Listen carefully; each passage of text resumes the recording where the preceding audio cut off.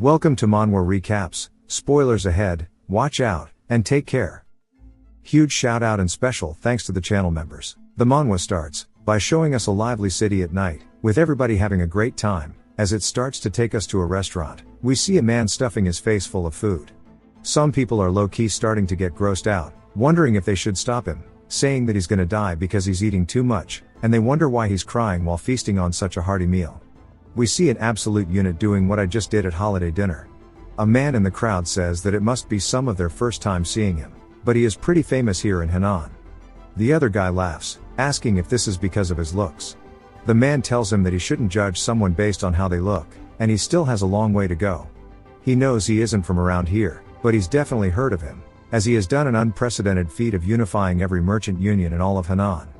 That dude is surprised by that, and the other one just continues spitting facts, saying that he is the grand merchant who is solely responsible for all of that, and his name is Yang Herin of the Sky Ocean Merchant Union. We then hear a woman telling Herin to stop, saying a normal person eats 3 meals a day, yet he alone is eating 3 days worth of food in a single meal. She tries to pull him out of his chair, telling him to stop eating, but you can't move an immovable object. Some people are still talking, saying that they can't believe he was known as good looking when he was younger. The woman says that she told him if he keeps eating like that, he's going to hurt himself, and he tells her that if he stops eating, it will keep on haunting him, and he can't get that nightmarish day out of his head. We see she is hurt by this but decides to let go and ask him if he really intends to get by living a life like this. He continues crying, and we learn that her name is Manhwa. That night, on a carriage back home, Herin is taking off his jewelry and says that all of these riches feel so meaningless to him now, and he's been trying to mask a wound that can't be healed with his gluttony and bourgeois jewelry. The pain of losing people must be healed by people, yet he still gets nightmares of that day. We see that she is genuinely worried for him, and then he sighs, saying it's been ages since he has made the Sky Ocean Merchant Union his home, yet she still calls him young master instead of head merchant. Her eyes look warm, saying that no matter how long it has been, he will always be the young master of the Tianshong clan to her. Herin says only now has he noticed her face beginning to grow wrinkles. When he left the clan and married into another family, she followed him and continued to serve. She's not just a servant to him, but like his own family. If it weren't for her, he'd be long dead, as we see him touching a scar on his forehead. He says that it all went wrong on the day the Tianshong clan met its end. We see a picture of his family, and he says he despised them. He hated his father more than anyone else in the world. We see Herin actually had a statue made of himself, and he tells a young Manhwa that from now on, when his father asks for him, to just guide him to this statue instead. Herin decided to completely turn his back on his family despite having been the eldest son of a once flourishing martial arts clan. He was effectively sold off to the Sky Ocean Merchant Union and an arranged marriage, and he did not refuse. A few years later, the Tianshong clan was attacked by the Debi sect, and he realized, as he watched his clan be swallowed by the flames, that just as much as he thought he had hated his father, he loved him dearly, as he was still his father in the end. Herin grabs the statue and starts headbutting it while screaming like a maniac. Manhwa runs over, telling him to stop or he's going to die. Herin drops to his knees as she consoles him, and they spent the rest of the night watching the clan burn down. Something then begins to approach the carriage really fast, and on the inside, Herin tells Manhwa that he's going to change from now on. He'll repair his relationship with his wife and promises to stop his Jabba the Hutt cosplay that he's been rocking so far. He's had plenty of time to grieve, so he'll make sure to serve the family he has from now on. He does worry about how cold his wife might be though, and he laughs. He tells Manhwa she's like family to him, and we see her smiling, saying that she'll make sure to continue to serve him well. Something shoots through the side of the carriage, which is none other than a man who hits Manhwa on the side, even sending Herin flying through the air, and then flies out the other side of the carriage. Herin soon follows and lands on the ground as the carriage topples over. The old man who was flung through the carriage manages to catch his footing, but has too much momentum slamming into a nearby tree. He says that his organs are in tatters, and we see him bleeding from the mouth, suggesting that his injuries are quite severe. A group of masked assailants starts to run in, and the man readies himself as one of the assailants charges in with a sword, and the old man manages to stop the blade from ending his life as we see he let it go through his hand. They say that they warned him there was no getting out. The old man spits up even more blood, asking how dare they betray him, and the other assailants quickly take the chance to stab him in his stomach. They say they can't believe this is how the demonic master meets his end, and it's quite pathetic. We learn these are his disciples. The demonic master grits his teeth, saying it's all because of the damn blood demon castle, and if he doesn't take care of these dudes right now, then he wouldn't be known as the demonic master. He starts to release a red aura, sending them flying, or maybe even vaporizing a few of them. Back to Hurin on the floor, he starts to raise up while we see him bleeding from the head. He spots Yeonhwa laying a little further away. As soon as he realizes there's blood on the ground, he quickly runs over as fast as he can and holds her, but it's too late, as her eyes are now completely lifeless and her body has gone limp. Hurin starts to shake and screams, asking why he's always so unlucky in life. The demonic master then slowly starts walking forward, leaving one hell of a bloody scene in his wake. He eventually drops to his knees, saying that he needs to find a new body before his heart stops, and he needs to use the spirit possession technique, but his blood continues to just pool out of his mouth. He says that this might just be where his journey ends. Then he hears Hurin call out to him as Hurin is standing before him full of rage, saying that he lost a family member because she got tangled up in his shit, asking why he had to fight here. The old man doesn't say anything, and Hurin grabs him by the collar, telling him to at least acknowledge it, as his family member just died. The old man starts to mumble, saying that he shouldn't do that, but Hurin can't understand him. The old man quickly starts to imbue aura into his fingertips and raises them up, hitting Hurin's pressure points, causing his body to go stiff, and he falls to the ground. Confused about the situation, because his entire body won't move, we see him fighting to move his hand. The demonic master, gassed out, says that he shouldn't treat an injured old man like this. Hurin says he knew he was a martial artist, but he lost his temper and can't believe this is how it is going to end for him. The old man then takes a seat beside him, saying that as it's his last time using the spirit possession technique, he wanted a young and talented body so he could live a longer life.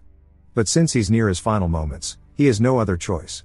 As we see him readying his hand, he says even if it's the body of a pig, he needs to make the most out of it. He starts to inject 160 years of his martial essence as true ki in his left hand, placed on Hurin's stomach, and the culmination of his soul and spirit with the right, which is going into Hurin's forehead. He's got to send them simultaneously at the same time to maintain harmony. After a bit, the aura fades away, and the old man's body goes limp as Hurin sits up and pushes him off. He then looks down at his hand as he starts closing it and then smiles evilly, as the possession technique has been successful.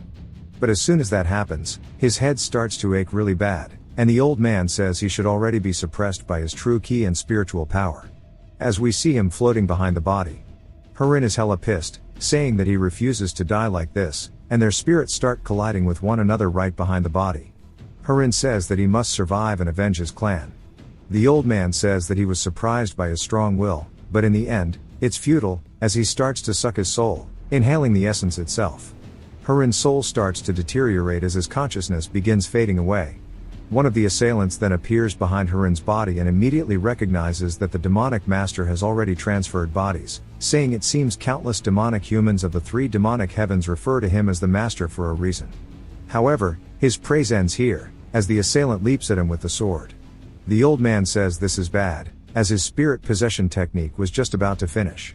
The sword gets lodged directly through his throat, causing him to spit out blood as a red aura starts to glow, seemingly followed by some type of explosion.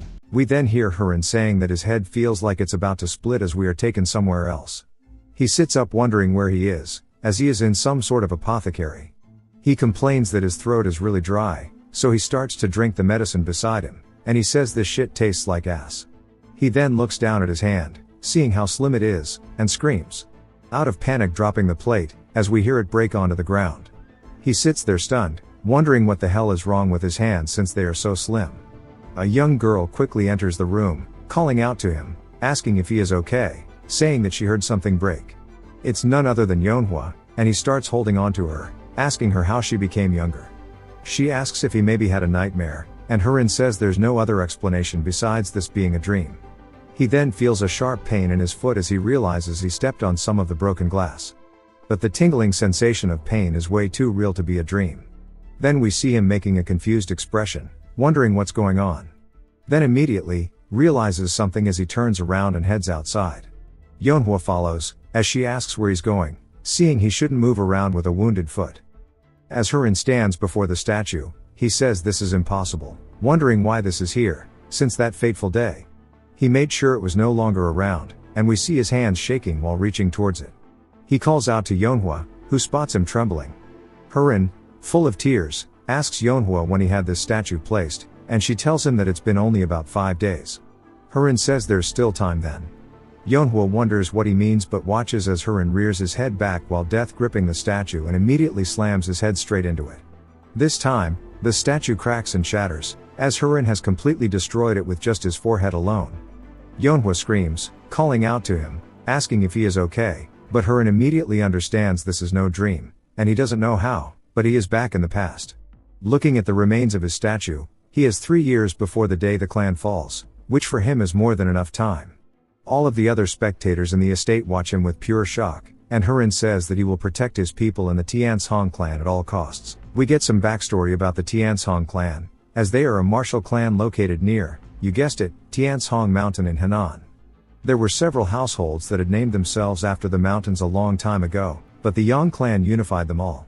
The people of Henan called them the Tianshong Yang clan. Those who can recall those times praise the clan, however, its fame had fallen, and people no longer praised them. They were now nothing more than just the Tianshong clan. We hear a man sighing, saying it's already been 30 years. He sets his teacup down. He says he doesn't understand why they have gotten no new expert martial artists after Elder Yang Gasong, the supreme dragon of Henan. We are introduced to Hurin's father, Byong. We see him talking to his wife, saying everyone considers their clan to be nothing more than a shadow of its former self, and it's just sad that they can't even deny it. His wife says that they can only hope that Hurin will recover and lead them to a better future. Byong says surely she is aware of how much he hates him, and he was doing it out of consideration too, but it seems that it's just his fault for remarrying too quickly when he hadn't even gotten over the death of his mother. She smiles, telling him to be patient, as he probably just needs more time. Byong says that he thought that it would get better with time, but it feels like the valley between them is only getting deeper as it continues, and when he went to see him 5 days ago, he placed a statue in his garden and told him to pretend that the statue was him instead. He then sighs, saying that he is sorry if he is complaining too much. We see Yeonhwa run into their courtyard, screaming out for him. Byong asks what's wrong and why she is in such a hurry, and she says that Hurin suddenly, but before she can finish her sentence, she starts bawling her eyes out. Byong tells her to take a deep breath and tell him what happened. She says that he hurt himself and is now unconscious, and both Byong and his stepmother are shocked by this. We see Hurin laying down in bed while having some hella cold sweats, and maybe he's having a bad dream. Never mind, as we see a waterfall with him beneath it, and his mother sitting off to his side, asking if he likes it that much. A young Hurin laughs, saying there are so many koi fish here, and he tells his mother to look, saying he caught a really big one. But then he realizes something, as she is no longer sitting up, and she has fallen over on the rocks. He quickly drops the koi fish and runs over towards her. We see her laying in bed sick, while Hurin is sitting on the edge crying, and she tells him to come here. She's sorry that she can't accompany him to the waterfall anymore. He hugs onto her, and she starts consoling him, telling him that it's okay, so stop crying. We then hear the demonic master telling him to stop those damn tears, as he grabs him by the head, calling him a weakling, saying he's going to take his head as a treat, and turns into straight nightmare fuel. Hurin screams as he jolts awake. He looks over to his side, saying that this place feels familiar yet foreign, and it's his room when he was younger. If he is still here, then it must mean that he is truly back in the past. We see him making a regretful face, saying that he can't believe he hated his father and isolated himself from his family. It all went bad when his father was brutally murdered, and the clan fell. Perhaps he can stop all that from happening since he knows the future. He then starts to feel a weird energy in his abdomen, wondering what it is. Some people outside start gossiping, saying that he destroyed the statue by headbutting it. One of the women doesn't buy it, saying that he's always been bedridden with sickness, and he never even learned martial arts. But the woman says she saw it with her own eyes, that he must be possessed. Hurin slams the door open, and we see his body shivering, but the ladies don't recognize it, and quickly start to make excuses for gossiping. But Hurin just wonders what's going on with his body, saying he suddenly feels hot, and there is heat coming from his lower dantian. Then he says he needs a woman. He then realizes what he's saying and says there's no way.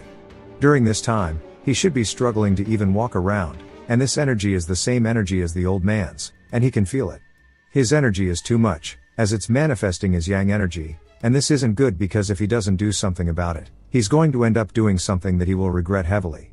As he runs by the two women, they start to cry, saying that it's still cold, and he shouldn't be going around in that outfit. As Hurin's running through the Byong forest, he says the old man's energy will consume him if he doesn't do something about this. As he leaps off the ground, we see him land in the water by the waterfall where he was when he was in his dream, and he comes out of the water actually steaming.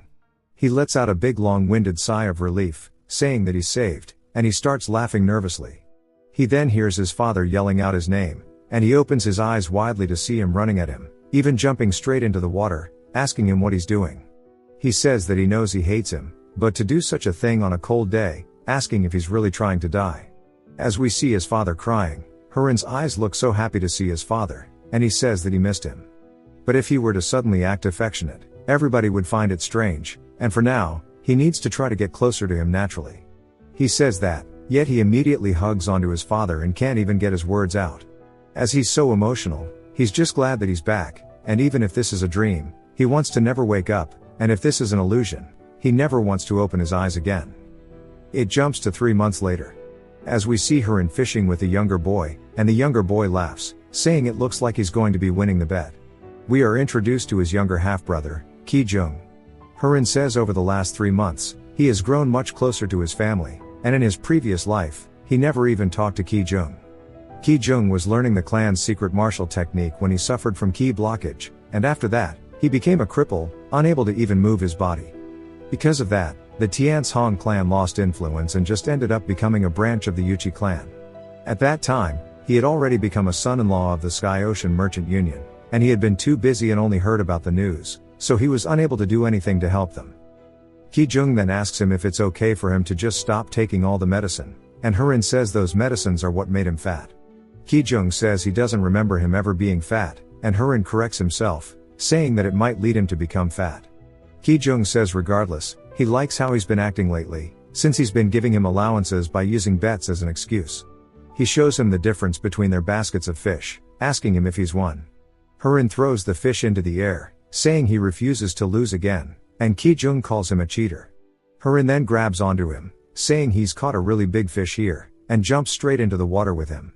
He says he wasn't aware previously that he is such a bright child, and he put too heavy of a burden on him, and he is truly sorry to Ki-jung. He has been spending his days working out endlessly, as before he starts his martial arts training, he needs to make sure that his body is more than capable enough.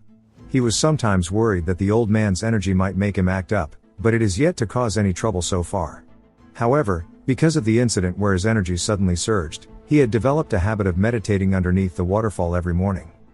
As Hurin finishes his meditation, he spots somebody holding a towel, as it's none other than his younger half-sister, Sholin. He says he told her that she didn't have to do this, and she laughs, saying that she feels like she's becoming friendly with him. Hurin said that he never talked to Ki-jung in his past life, but he was very mean to Sholin despite how nice she is. She had always been friendly towards him, and she loved to attend events like fireworks. She used to offer to go together. However, whenever she offered, he would just bark at her, asking if she is kidding, saying he has no time to play with her, and she should never bother him again with shit like this. She asked him 2 separate times, and both times, he left her there crying, and one of those times, ended up being his last interaction with her. On the way to the festival, she was murdered by someone, and Byung investigated it personally. However, a while after that, he was assassinated too. In the past, Sholin asked him to go out with her twice. The first was today's Moon Festival, and the second is a year later for the Yang Clan Festival, and Sholin will be murdered during that specific festival. As he's putting on his robe, he says he thought she mentioned the Moon Festival today, and she seems really excited, saying that she thought he forgot, asking if he really wants to go with her. He says of course, and on that note, they should go shopping as well. Hurin says that this is another precious opportunity he has at living, and he cannot let it happen again. In order to do that, he needs to become stronger than last time. Strong enough to protect his family and restore his clan's fame. Sometime later, we see a group of people training at the estate, and Hurin is actually with them. He says originally, all he used to do around this time was drink medicine in his room and read books, refusing to go outside at all.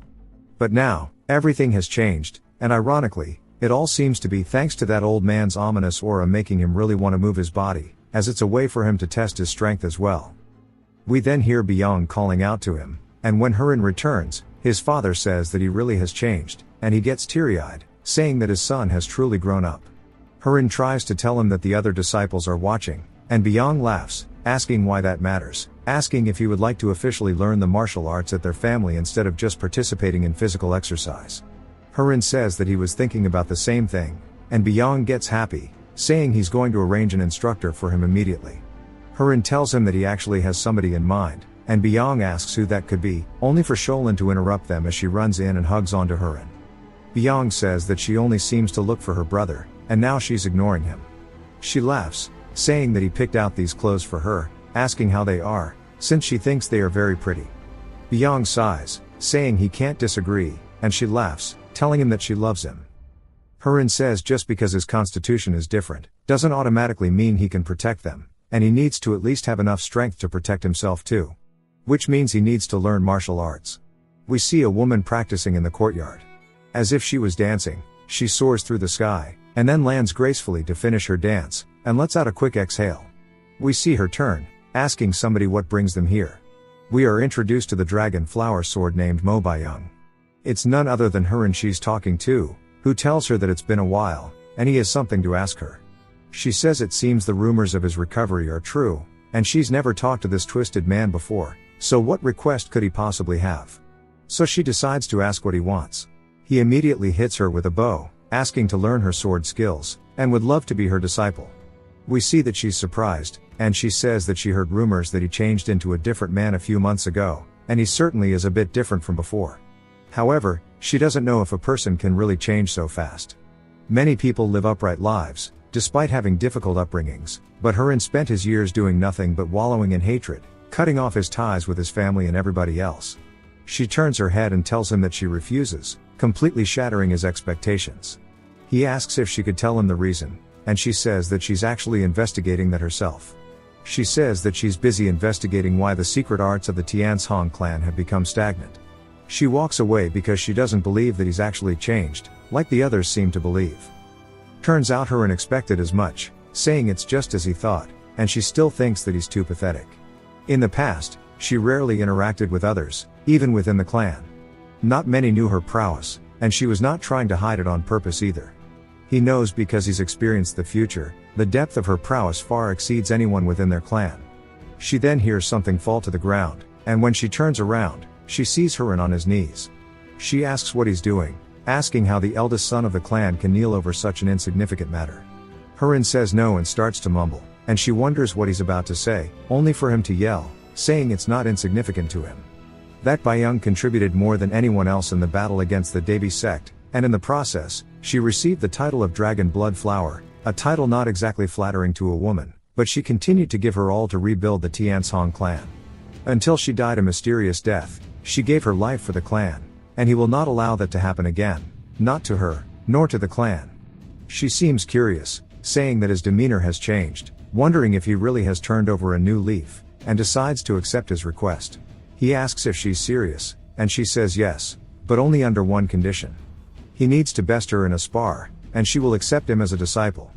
He tells her that there's too big of a gap, and she says as long as he lands a single hit on her, it will be his victory, but of course that will never happen. Moreover, in this duel, she will not use her ki or the martial arts of the Tianshong clan, asking if he accepts. He starts to get a feeling of anxiousness, but stands back up, saying he's tried his best to train after regressing, and with it, he's ready to give it his all. Let's see what he's got. Holy, bro just got yamcha'd. He says he can't believe he was knocked out without even being able to touch a single strand of hair on her head, asking if the gap was this large. Byung begins to walk away, saying that it seems that she's won, and she'll be heading out now.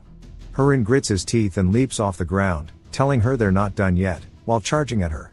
She immediately knocks the sword out of his hands, and then hits him in the face with her scabbard, and he continues trying to tell her that they are not done, as she just smacks the absolute piss out of him over and over again, until he falls to the ground. It seems as if he's lost consciousness, but he's still holding onto his sword, and she recognizes this, and bows, telling him that his effort is commendable. As she walks away, we see a faint red aura emanating from Hurin, and it slowly turns darker and darker, and she begins to sense it. As she turns around, Hurin is now standing up once more, with the red aura swirling around him. She immediately recognizes that it is not a martial art of the Tianshong clan, and wonders what this is. She instinctively grabs onto her blade, telling Hurin to come back to his senses, but before she can finish her sentence, he has already closed the gap right in her face. She does manage to get a swing in, knocking his sword away, but sweats nervously, saying that he's actually hella fast. Hurin comes in for an immediate follow-up by leaping again overhead, but this time he actually manages to hit her, sending her flying into the wall. She now realizes that she's been cornered, and as he comes in for the next follow-up, she looks at it, saying that it's dangerous, and she has no choice but to counter it as she starts to unsheath her blade.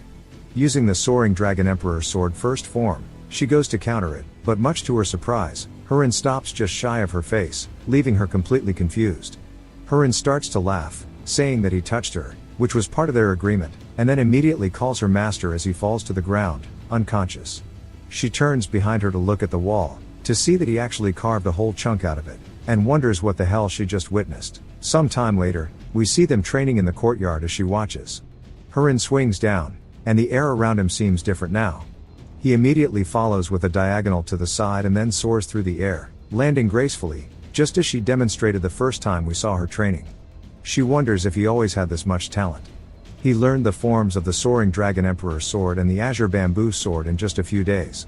She says that he didn't seem to have any martial talent before, and he's actually really gassed out, asking her how his performance was. She says that he has not awakened to the secrets yet, but he uses the two sword methods without any problem, and considering how long he has trained, it is pretty good.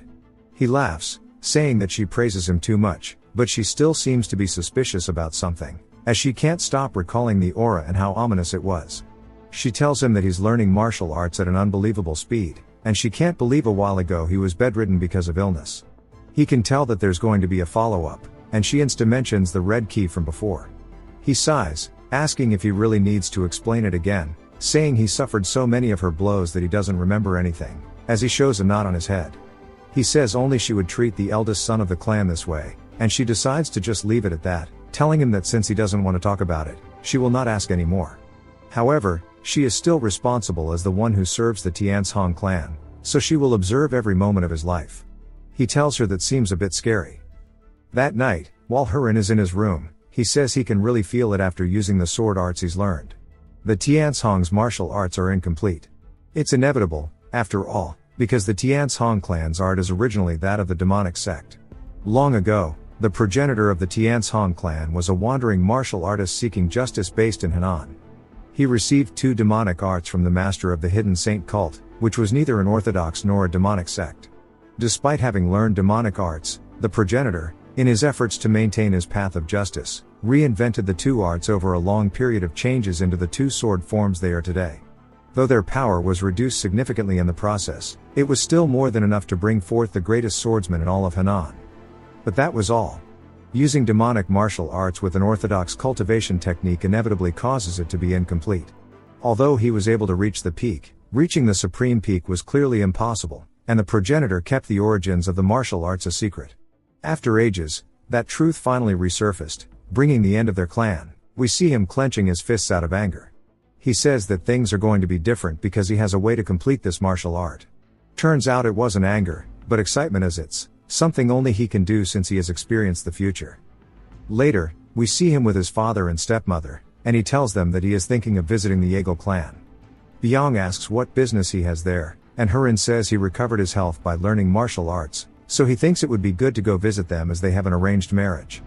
Byong says that time flies, and the marriage was something that was decided before he was even born. He goes to say the daughter's name, but Hurin cuts him off, saying that her name is Yeagle Cheong-young. His father smiles into his cup, saying that's right, and he was great friends with her father Yu-gyol. He heard that Cheong-young is incredibly beautiful, asking when he wants to leave. His stepmother says that Hurin just recovered his health, and it would be better for him to take some more time. Byong laughs, saying that he is of age now, and making friends by traveling is part of what he should be experiencing. He was around Hurin's age when he met Yu-gyol. She says she understands, however, he must pay great attention to his health and safety since he is traveling a long way away, and it will easily surpass a month, so he needs a reliable bodyguard. We then see Byung completely pissed. Hurin is happy to see her but asks who the two dudes behind her are, as they slowly start to walk forward. They start grabbing Hurin over his body, and he wonders what in the ditty is going on here. The dudes start to smile, saying they are pretty good, and it is true that he really is training his body and that he is quite different from before. Hurin says they must be the two rising ghost blades, and it is nice to meet them. They say that they are here to protect him, and another one says that Hurin has the potential to bulk up and put on a lot of muscle mass. We are introduced to the two muscle-headed brothers. They are named Jung-wook and Nam-wook. He says they may be muscle-heads, but they are skilled enough with the sword to the point to be called the Ghost Blades. His father really put a lot of care into selecting his guards. Hurin immediately tells them that he is going to designate the path they take on the journey, so he would be glad if they follow him without question. Jung-wook stares at him and then says of course, and smiles. Hurin tells them that they should head out immediately. As he and the rest are getting ready to leave, Hurin sees off his family, and Sholin wipes away her tears, asking if he really has to go. He says he is sorry, and he promises to go wherever she wants during the central festival. She asks if he is serious, and he smiles, saying of course. Byung and his stepmother both watch him happily, and Hurin calls out to Ki-jung, saying he is leaving Sholin and the family to him while he is gone. Ki-jung wonders if his brother has always been so tall, and says he will protect them with his life, and salutes him. Hurin then starts to take a few steps back and tells them he is going to be on his way, as we see his father teary-eyed, wholesome family Hurin pays them his respects and then heads out with the gang. As he is starting to leave, we hear a familiar voice yelling to wait, and when he turns, we see none other than Yeonhwa running up. Hurin turns and looks at her, immediately recalling back when the clan was already failing, and he was riding away in a carriage. She chased after him, screaming his name and begging that he let her go with him. It is very similar to what is happening now. He can't believe she is chasing after him once more. He goes to think about it, and Jung-wook says he should refuse her, as it is too dangerous for a servant girl to come. Hurin gets off his horse, telling them to wait for a moment. He starts to approach Yeonhwa and raises his hand as she closes her eyes, thinking he is going to hit her, only for him to hug her, leaving her confused. But then, immediately, her eyes start to tear up, and the rest are surprised by how the sudden embrace. Hurin says she always wishes to be by his side, and he is forever grateful for her presence. However, this path he is taking could be extremely far and dangerous, and as of now, he is unable to protect her if she goes with him. He doesn't want to put her in harm's way because she is his beloved family. We see her starting to blush, and he tells her to wait with everyone else, asking if she can do that. She starts crying but says of course, and watches him off as he leaves. Yeonhwa says when he returns to the Tianshong clan, things are going to have changed a lot, and he will make sure that, as the first step is for him to complete the family's martial arts. He then taps the side of the horse, causing them to start riding off, and he says he is sorry for his father, but the Yeagle clan was just an excuse. The Yeagle clan is not very far from Wudong Mountain, and the secret to perfecting the martial arts is hidden within that mountain range. So their true location is not Yeagle but rather Wudong. It then jumps to Hurin looking up at the sky, only for him to be in some giant body of water. As he's walking around endlessly, he says this place is way too vast. He then feels something in the water behind him, and when he turns around, it's none other than a signboard. And when he picks it up, he sees that it's actually the Tianshong clan's board. And when he looks back up, what was a giant endless sea is now an ocean of flames as he sees the clan house on fire. He looks up at it in disbelief and starts screaming no while running around, only for the demonic master to appear, calling him a fool. Hurin falls to the ground screaming, and he says after receiving the greatest possible opportunity that goes against the heavens himself, he's going to waste his time on such childish endeavors. Hurin asks how he's here, and the old man tells him that he cannot change anything as he gazes at him as if he was peering into his soul itself. He goes to tell Hurin to hand his body over to him, only for a sword to cut through the apparition of the old man and Hurin to snap back to reality as Byung asks what he's busy daydreaming about. He then sees her flying straight in, and she knocks his sword out of his hands, sending it backward, putting her sword right up to his neck, and he tells her that he surrenders. She says that he's unable to keep his focus, asking if he's feeling unwell. He says it's not that, and his sleep has just been really bad for the last few days. We then hear Jung-wook saying if he doesn't feel well, how about he trains with them? We see the boys hitting both the squat and the bench press, and they say that these are the best things for increasing one's strength and he can utilize his muscles very efficiently with this. Hurin sweats nervously and walks away, saying maybe next time. More importantly, he has something to announce regarding the trip. As they roll back on the road, he says that before they head to the Yeagle clan, he wishes to stop by Mount 7 Sages. Jung-wook asks why, and Hurin says that he's read a book written by a renowned herbalist, and they say there's a part of Mount 7 Sages where 100-year-old ginseng can be found commonly, and it is also said to have monkey wine, which is not easily found in the rest of the world. Both of the brothers start drooling out of their mouths, thinking about the wine, and he says that he heard the two of them love liquor so much that people call them the two rising drunken ghosts instead. They immediately say they support his decision, and Bayoung yells at them, saying that Mount 7 Sages is near demonic sects, and their orthodox sect could cause trouble. Hurin asks how people are meant to know they're from the Tianshong clan, and if they get caught, they can just say they're part of some other clan instead. She says that that's way too disrespectful of an act, as this is about the pride of the clan, and he asks her if that's really important. If they were to meet some great evil who asks where he's from, he will not hesitate to say that he is also from a demonic sect, as surviving is more important than things like pride. Jung-wook asks why they would fear the demonic sects in the first place. Telling Bayoung they agree with Hurin, she asks if they're serious or if they just want to drink the monkey wine. Turns out Jung-wook has already turned into a monkey. Hurin says that he wishes to bring some ginseng back for his parents, as he's caused them so much trouble until now. She buys his Oscar-level acting and says if he really wants to, they can go. He thanks everybody, saying they should make adequate preparations at a nearby inn. And he smiles, saying of course he lied, there's no ginseng or monkey wine on the mountains. Instead, there's something more than 100 times more valuable. It is the demonic poison stone flower. There is a sort of tomb every poisonous insect gathers to when it is their time to die. After centuries, all the poison forms a puddle and hardens to form a crystal of poison. At times, a seed falls onto the crystal to sprout a flower. The seed then blooms on the crystal, imbuing it with the poison and demonic energy. That is what's known as the demonic poison stone flower.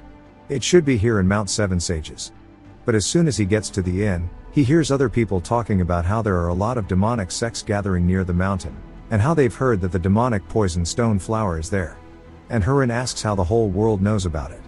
Bayoung then starts sipping her tea, saying as he's heard there's a lot of demonic masters at the mountain, and it doesn't sound like a good idea to go there. He says that she is right, and they are definitely going to fight over it, but as he has no need to jump in between them. He only needs to defeat Gakyeok, the heir to the Hubei Serpent Dragon sect, as he will be the last one to claim the demonic poison stone flower. He reached the level of peak from being a first-rate within half a year. And the flower will undoubtedly be an ingredient optimized for his martial arts, since the Tianshong clan's arts are demonic arts to begin with. He starts to chug his drink and then slams his glass on the table, saying nothing has changed, and they will still be heading to Mount 7 Sages. She stands up in disbelief, asking if he didn't hear them talking about the demonic sects, and he says that it is one of the paths to go to the Yeagle clan, and that the Yeagle clan will definitely be involved, so it might not be a bad idea to meet up with them there. Bayoung sighs while leaning over the table and says that she's okay with this, but if there are martial artists they cannot handle, they have to flee. He asks about the two goofballs, and when they turn around, we see them slumped out on the floor from drinking too much alcohol. Hurin shakes his head and shrugs his shoulders, telling her not to worry as he promises not to go near places where dangerous martial artists might be. She seems suspicious but reluctantly agrees. They then head somewhere else, as this is where they will be staying for the time being. Hurin says the surroundings of Mount 7 Sages are essentially like the Gallery of Pandemonium, though he's too weak to head into such a place. Whoever has the last laugh in the end is the true winner. We get a flashback to him telling the group that they should investigate inns and bars run by the Serpent Dragon sect, and find places that don't have many customers but lots of horses. Since Gakyeok is the young sect leader, he's definitely going to fight with his men. In order for them to move quickly, they'll need tons of horses and require a stable. Moreover, even if he obtains the flower, he won't be able to get it immediately, and he's going to stop by an inn before he transports it somewhere safe. It's highly likely that it will be an inn run by his sect, and if he finds Gakyeok first, he'll be able to obtain the demonic poison stone flower. That means the only inn that fits all of these conditions is the one they are currently at, so if they stay here, Gakyeok will definitely come to them with the flower in his hand. Some time later, there's a whole group there, and we see Hurin watching from above with Jung-wook. Namwook then asks what they're looking at, and Jung-wook tells him that the young master of the Serpent Dragon sect is down there, as it's none other than Gakyeok, who Hurin's been waiting for. Hurin is surprised, saying he should be at Mount 7 Sages, wondering why he is here and if he's not fighting over it. One of his men then runs up and starts whispering something in Gakyeok's ear, and Hurin says he can't make out what they're saying at this distance. Gakyeok immediately seems shocked about what he's hearing, and his face looks visibly pissed as he starts screaming, telling everybody to gather the swordsmen from their clan as they're going to chase them. Jung-wook says if he's bringing out the 8 swords and the 8 slashers of the Serpent Dragon sect, then this is pretty big news. Hurin says if something urgent just happened, he might have more openings to snatch the flower, which means he has a higher chance of getting it himself. He tells Jung-wook to get ready as they're going to follow after them. Bayoung starts screaming, asking why he's going to chase after a demonic sect, saying that's too dangerous, and she's really panicked, asking why he's involving himself in more and more dangerous situations. He tells her that Jong-hoo will soon face a large change, and in order to survive amidst the chaos they must grow stronger, and that the flower is just a means for them. She says that Jong-hoo is at peace and they are not so weak that they need to rely on some herb to grow strong. Hurin tells her that she's wrong and they are, as they are so weak that they cannot participate in the struggle to claim it easily.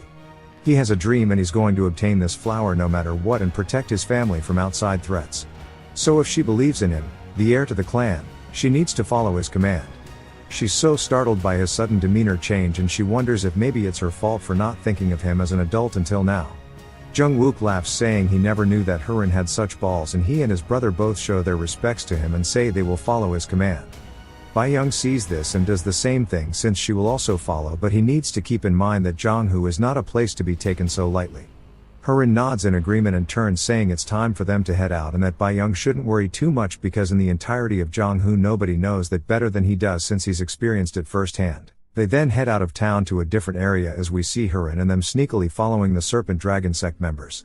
He says he never expected there to be this many of them. They start setting out into a formation, and Bayoung goes to tell Hurin about it, but he says that it seems that Gakyeok and the other sect members are forming the inescapable net. Jung-wook is worried by this, saying that means they should probably get moving then, and Hurin says the main squad hasn't done anything yet. He's sure they're intending to get to action once they spot suspicious people or the person with the miracle medicine. So they better wait for the right timing.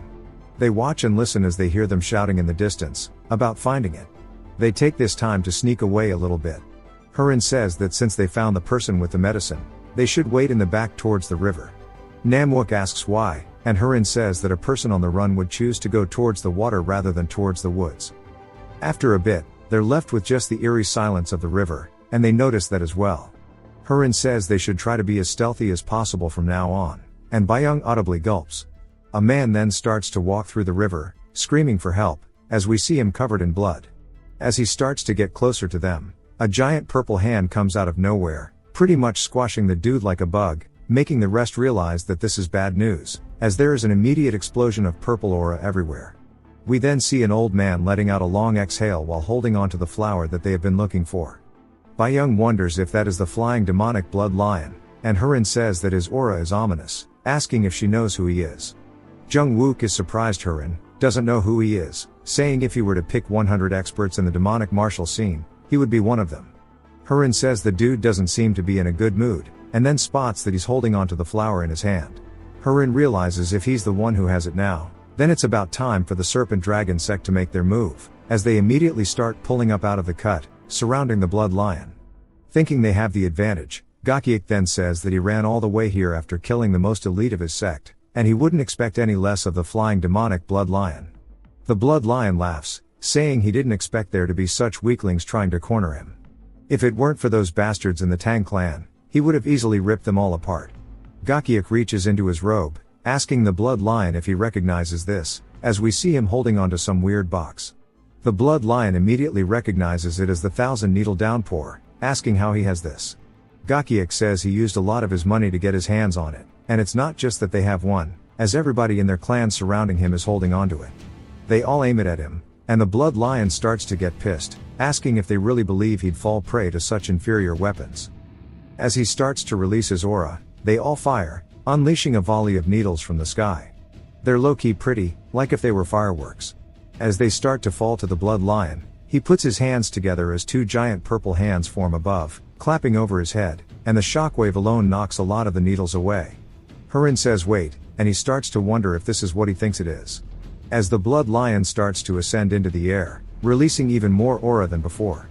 Gakyeok asks how the hell this makes sense, and the blood lion then starts to flee, laughing, saying that they are nothing compared to him. Gakyeok grins, saying he's up to the challenge, and tells the second squad to shoot as well.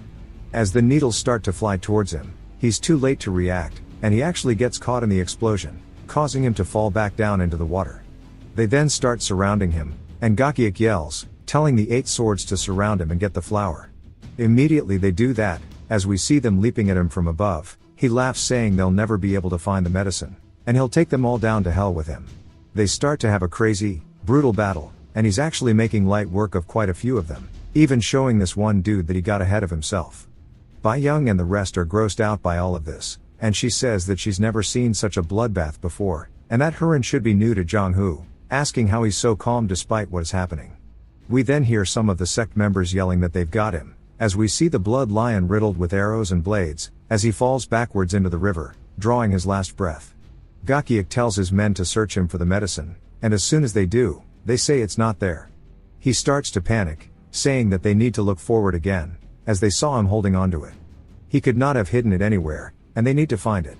As they start panicking, Hurin tells the rest to follow him as they head out through the trees. He says that miracle medicine is not actually on the blood lion, but he has an idea of where it might be. She asks if he's serious, since they saw him holding onto it, and he says that he probably sent it down the stream, asking if they remember the water barrier he made earlier. It was not just for defense, but rather, he blocked their line of sight, when he could easily have dodged their attacks normally. Seeing as how he chose not to, he must have used his martial arts to push the flower down into the river. That's probably where he's still waiting, because then he would just have to follow the water to find it again. They then hear shouting behind them, and Hurin says they need to speed up, as they'll probably realize where the medicine is as well. They see the purple aura of the flower up in the river, and Hurin says there it is, and he immediately runs over, grabbing onto it, pulling it out of the water. He tells everyone to wait a second, and as he pulls a vial out, handing the box to Jung-wook, he starts pouring it onto a different flower. They ask if that's what they think it is, and he says yes, that it's poison.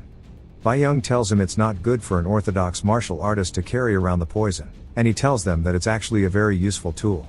Now that they've put poison on the fake flower, they will think that this normal flower is the one they are looking for. It won't fool them for long, but it'll fool them long enough for them to get away. Jung-wook laughs, saying this was so easy. Everybody else was fighting for their lives, and he didn't think that they'd get it just by sneaking around. Hurin tells him that they are just lucky. As it's time for them to get going, the box is immediately yoinked out of his hand. As a man descends beside him, the rest are all fearful as they didn't even sense his presence. Then Hurin turns out of concern, as the man starts grinning, saying that it's now his.